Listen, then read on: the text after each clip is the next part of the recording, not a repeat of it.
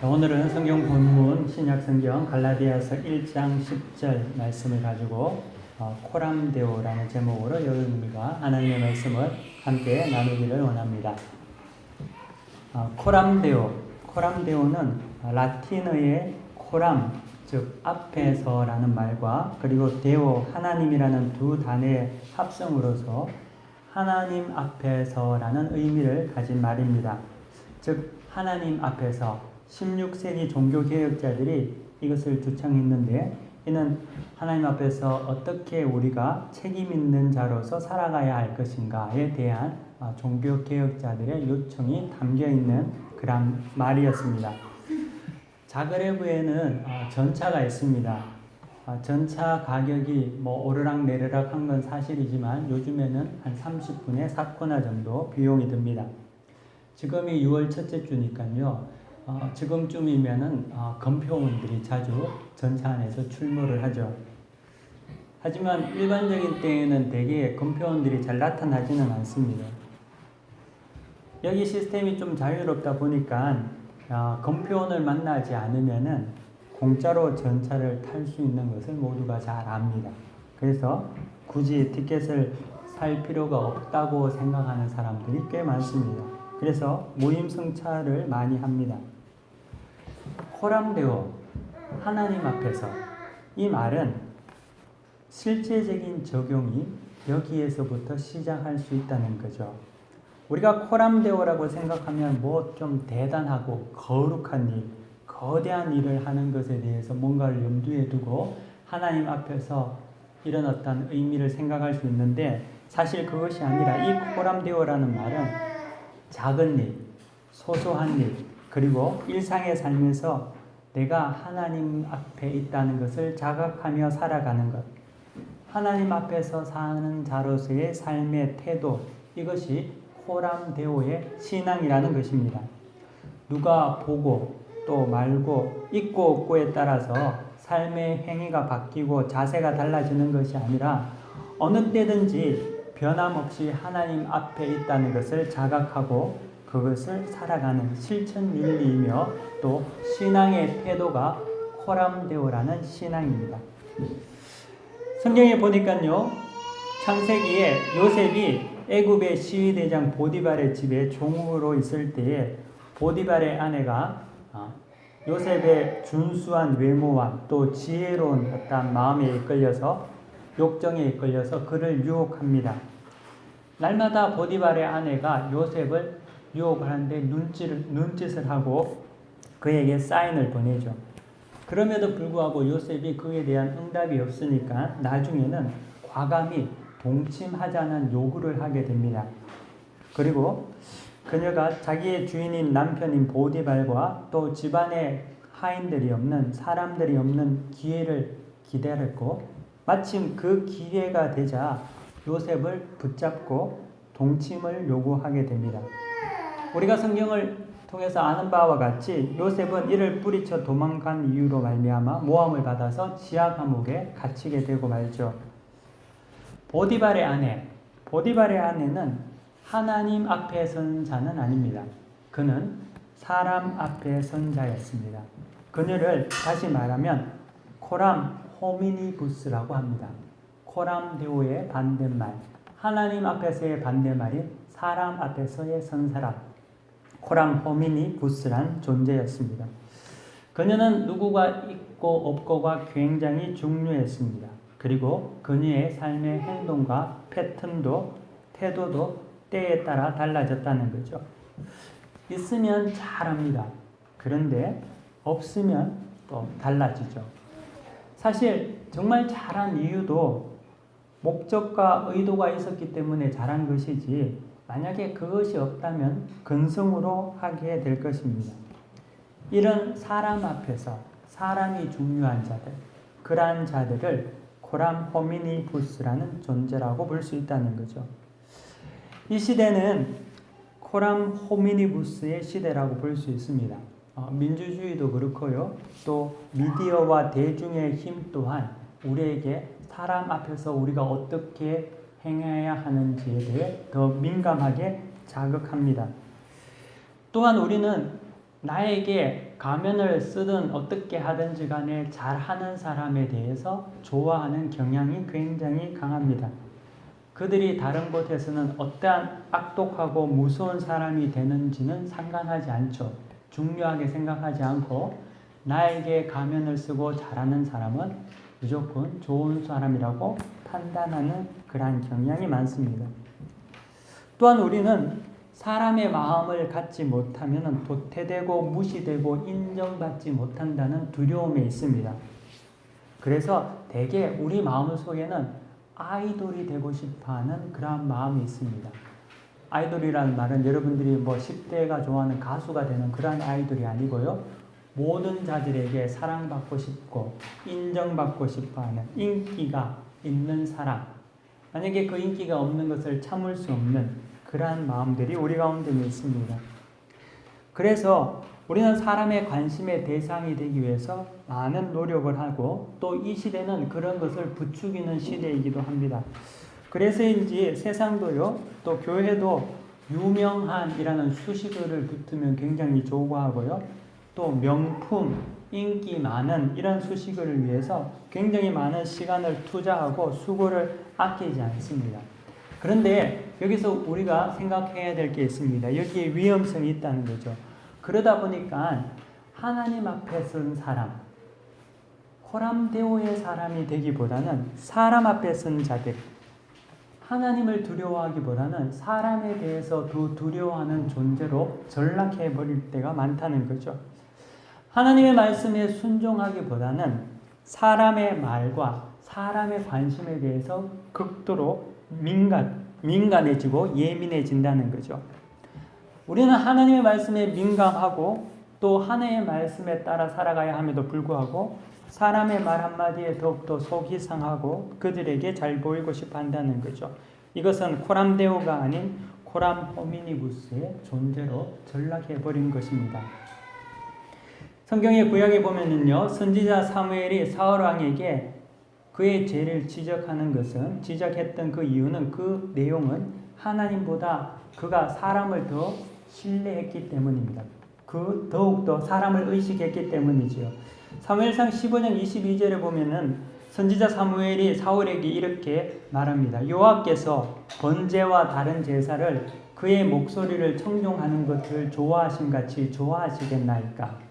순종이 제사보다 낫고 듣는 것이 수장의 기름보다 낫습니다. 라고 이렇게 말합니다. 순종이 제사보다 낫고 듣는 것이 수장의 기름보다 낫다는 이 말. 이 말은 왜 그때 사무엘이 사울에게 이렇게 강하게 지적했는 이유는 그가 하나님보다 사람을 더 의식했기 때문이죠. 사울은 아말렉 전쟁에서 승리를 통해서 수많은 전리품을 가지고 돌아왔습니다. 그런데 하나님께서는 사울에게 그 많은 전리품을 멸절하라고 이야기합니다. 그것을 다 없애버리라고 합니다. 하지만 사울은 그렇게 하지 못했습니다. 왜 그랬냐 하면 그 백성들, 전쟁에서 승리한 백성들의 눈을 의식하지 않을 수 없었거든요. 전리품에 대한 백성들의 탐욕을 무시할 수 없었다는 겁니다. 자기가 왕으로 있기 위해서는 그들의 마음을 위로해 줘야 할 필요가 있었다는 거죠. 사람에 대한 자기 자신의 인기를 뺏기기 싫어했습니다. 그래서 그는 그렇게 하나님의 말씀을 순종하지 않고 전리품들을 그냥 남겨주었다는 거죠. 사람 앞에서 실족한 자의 모습이 여기에 있습니다. 사실 여러분, 하나님께서 사울을 왕으로 세우셨지만 사울은 그 사실을 잊어먹고 사람을 두려워하기 시작했습니다. 하나님 앞에서 선자로서의 사명이 아니라 사람 앞에 선자가 되었을 때 하나님께서는 그를 왕의 자리에서 버리셨다는 거죠. 우리는 이 성경 본문의 내용, 이 성경의 이야기를 통해서 배울 수 있는 교훈이 있습니다. 이것은 저도 마찬가지고 여러분도 마찬가지라는 거죠. 여러분이 코람데오의 사람이 되지 않으면 하나님께서는 버릴 수 있다는 거죠. 여러분이 하나님을 의식하지 않고 하나님 앞에서 선자로 살지 못하고 사람 앞에서 선자로 살게 되는 삶을 살아갈 때에는 하나님께서는 버리실 수 있다는 거죠. 성경은 사울을 통해서 우리에게 보여주고 있습니다. 목사를 믿음의 인도자를 넘어서 마치 신앙의 대상으로 삼는 것, 이것은 거부해야 되는 일입니다. 위대한 목회자의 설교와 삶이 성도들의 삶의 도전과 인생의 변화를 줄 수 있습니다. 하지만 목사를 신뢰와 동력의 대상으로 생각해야 하지 신앙의 대상으로 여긴다면 이것은 코람데오 신앙에서 근본적으로 어긋난 것입니다. 그럼 목사가 전하는 말은 그 근원이 자신에게 있는 것이 아니라 하나님께로부터 나오는 것입니다. 그러므로 성도는 목사인 사람 앞에서 서는 자들이 되는 것이 아니라 무엇보다도 하나님 앞에 서는 자여야 하며 하나님 앞에 인정받는 자가 되어야 합니다. 그것이 우선이라는 거죠. 사람인 목사에게 인정받으려고 할 필요가 없다는 거죠. 하나님 앞에 인정받으면 사람에게 인정받게 된다는 거죠. 우리는 모든 삶의 기준이 하나님 앞에서라는 기준으로 코람데오의 정신으로 살아야 합니다. 그렇지 않으면요, 신자는 협소화됩니다. 신앙이 지역화되고 개교회화되고 인물 중심적인 신자가 되고 맙니다. 그래서 나약해집니다. 지경이 넓어지지 않고요, 변동이 심하고 이곳과 저곳에서의 능력이 다르게 나타납니다. 동일한 신앙을 유지하지 못한다는 거죠. 왜냐하면은 하나님 앞이 아니라 사람, 인물 앞에 서 있기 때문이죠. 사람이 바뀌면 신앙의 모습도 바뀐다는 거죠. 하지만 코람데오의 사람은 절대 그렇지 않습니다. 하나님 앞에 선 자들은 신앙이 변질되지 않습니다. 어디에 가서 저렇게, 여기 가서 저렇게 바뀔 수 없다는 거죠. 왜냐하면 전능하신 하나님, 전 우주에 충만하신 하나님을 믿기 때문입니다. 우리 교회는 굉장히 유동적인 교회입니다. 여기 오는 성도들도요, 짧으면 3개월이고 길면 2년입니다. 2년 이상 계신 분들은 특별한 케이스, 특별한 분들입니다. 코람데오의 신앙이 되지 않으면요, 우리 교회는요, 오면 적응하다가 떠나게 되어 있습니다. 제대로 쓰임 받지도 못하고 약간 기웃거리다가 끝나는 게 저희 교회의 토양입니다. 현재 종은 주인에게 쓰임 받을 때 기쁨이 넘치죠. 쓰임 받지 못하는 종은 무용지물이죠. 선수는요, 더가웃을 지키라고 있는 것이 아니라 운동장에서 뛰라고 있는 것이 선수고, 그때 선수는 희열을 느끼게 되는 것 아닙니까? 신앙에는 후보 생활이 없습니다. 신앙은 늘 주전만 있는 것입니다. 왜냐하면 하나님께서는 각자에게 달란트를 주셨다는 거죠. 그 달란트에 자기가 주전이 되는 것입니다. 이곳에서 믿음 신앙생활을 하신 분들은 어디에 가서든지 코람데오의 신앙으로 살아야 합니다. 사람이 아닌 하나님 앞에 선 자로서 살아가야 한다는 거죠. 그렇기 때문에 이곳에서 잠시라도 머물고 가시는 분들은 어디 가서든지 신앙의 주전이 되시길 바랍니다. 그럴 때 하나님께서 여러분 가운데 복과 은혜를 부어주실 줄 믿습니다. 신명기 34장에 제가 보니까요, 모세가 여호와의 말씀을 따라서 벳부을 맞은편 모압 땅 골짜기에서 임종을 맞이합니다. 장사되었습니다. 근데 성경에 보면은요, 그 본문이 이렇게 적혀 있습니다. 오늘까지 그의 묻힌 곳을 아는 자가 없느니라 라고 6절에 적혀 있습니다. 여러분, 저는 이 말씀을 몇 번 여러분들에게 전한 것 같습니다. 위대한 모세, 그 모세의 장례식이 너무나 초라하다는 것. 이 땅에 위대한 자들이 얼마나 많습니까? 그리고 그들의 죽음과 또 그들의 죽음 이후에 왕릉과 묘소가 얼마나 많습니까? 그곳을 기념관으로 만들고요, 또 그곳에다 교회를 세우고 해마다 찾아가서 조문을 하고 기억을 합니다. 하지만 출애굽을 시킨 지도자, 이스라엘의 위대한 지도자, 지금도 이스라엘에 가면 가장 위대한 지도자를 모세라고 뽑는데, 이 모세의 죽음은 이스라엘 진중도 아니고 아주 모압 골짜기, 혼자 찾아가기도 쉽지 않은 그곳에서 모세는 임종을 맞이하게 됩니다. 그리고 또 그의 죽음 이후에 그 죽음이 있는 무덤조차도 이스라엘 백성은 모르게 되었습니다. 하나님께서 모르게 하셨다는 거죠. 왜 그럴까요? 그것은 첫 번째로 하나님은 끝까지 충성한 그의 종을 이스라엘의 우상으로 만들지 않으셨습니다. 만약 모세의 무덤이 이스라엘 백성 진 가운데 있었다면 아마 모세의 무덤은 우상화 작업이 되었을 것입니다. 그를 매일 그리워하면서 여호수아에게 마음을 돌리지 못했을 것입니다.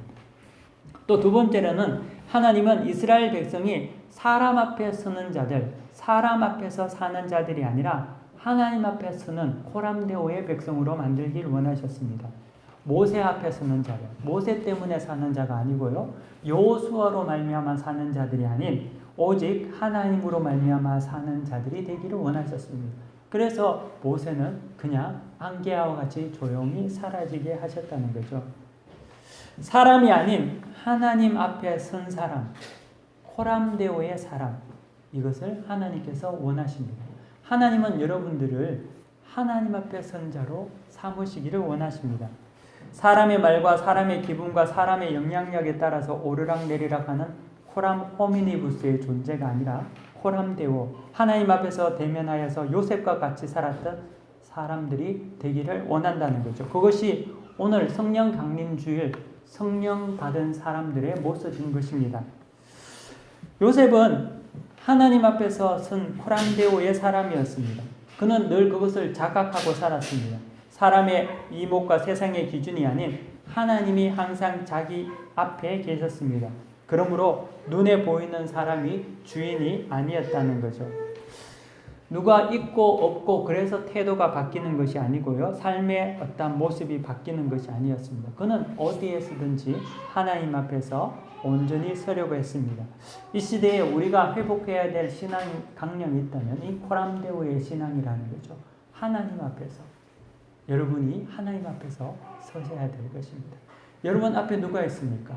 사람들의 뒤통수가 보이기도 하겠지만 사실 여러분 앞에 하나님이 계시다는 것을 자각해야 한다는 거죠.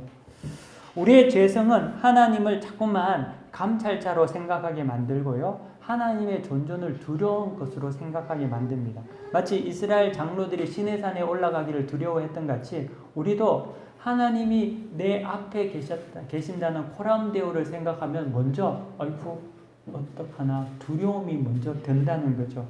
물론 이 말이 틀린 말은 아닙니다. 하지만 심판주이신 하나님은 구약의 하나님입니다. 여러분은 신약의 백성이라는 거죠. 우리는 예수 그리스도로 말미암아 이제 용서함을 받고 우리에게 새로운 약속을 세우신 은혜의 하나님과 함께 살아가는 자들입니다. 그러므로 우리가 하나님 앞에 있다는 것은 두려운 심판 앞에 있다는 것을 의미하는 것이 아닙니다. 이 말은 우리에게 긍휼과 사랑과 보호의 하나님으로 우리 앞에 하나님께서 계시다는 것을 의미합니다. 어린아이가 혼자 가기에 두렵고 무섭고 보호가 필요하기 때문에 부모가 함께 있는 것 같이 하나님은 우리에게 심판주로가 아니라 우리에게 은혜와 사랑의 예수 그리스도로 우리에게 계신다는 거죠.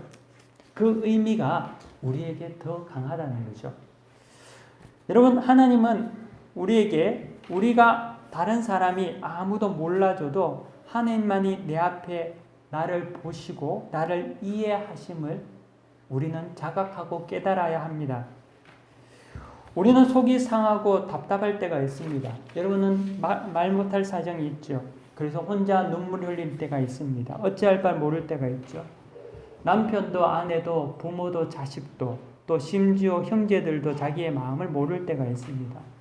교회의 성도들도 여러분 마음을 모르고요, 목사도 잘 이해하지 못할 때가 있습니다. 하지만 사랑하는 성도 여러분, 잊지 마십시오. 코람데오의 하나님, 아무도 몰라줘도 하나님은 그곳에 여러분과 함께 계셔서 여러분의 사정과 여러분의 생각과 마음 상태를 아신다는 거죠.